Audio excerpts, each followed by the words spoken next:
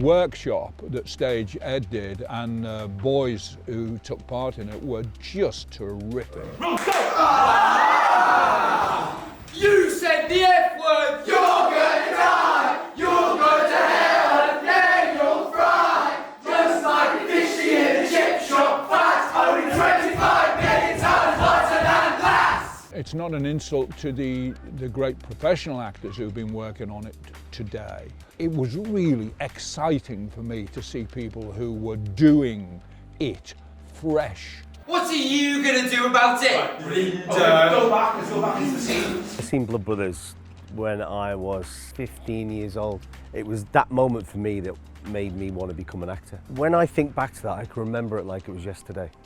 Mike and I and Mark travel around the country and the world doing these masterclasses on Blood Brothers. I think the big thing for us is it's as relevant today as it ever was.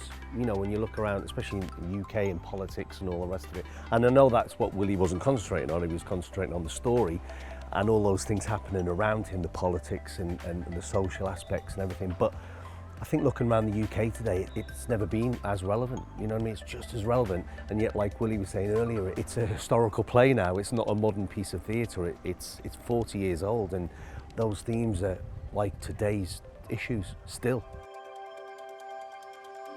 It was all a blur. It was just the most amazing news. He was about to go in to do an A-level, and I just walked into the sixth form common room and sort of went, "Come here."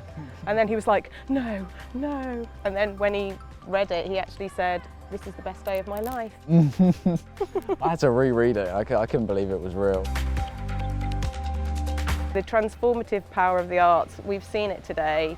There's students sometimes that come and have loads of energy, and where's the outlet for all that energy? More importantly, really, and it came out in what Willy was saying today, is it covers so many diverse topics, and the arts are a great way of exploring, having free space, thinking in tangents, exploring in someone else's shoes, someone else's life experience. Basically understanding that your words are powerful and that you can change the world with your words. I think that's really, really important.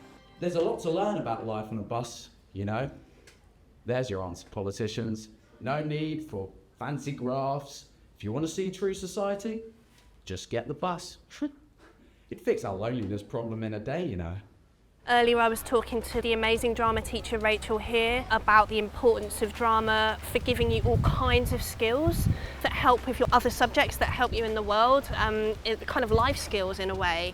Just the extraordinary potential it has to allow us to tell our stories, to express ourselves, to be with one another creatively. I think I'd like to really toot drama's horn, you know. It's such an important subject, and I think any politician worth his salt or her salt should be championing it at this moment.